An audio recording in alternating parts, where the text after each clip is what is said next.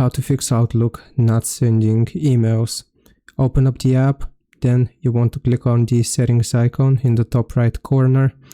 Now from here we will navigate to general settings, then select offline.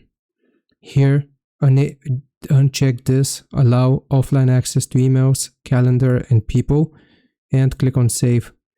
Application restart is required, so you want to restart it. Now you should be using it only with the internet, and you should be able to send emails. If it still doesn't work, you can open up your computer search, go and search for services. Here you will find Google Updater Internal and Updater Service.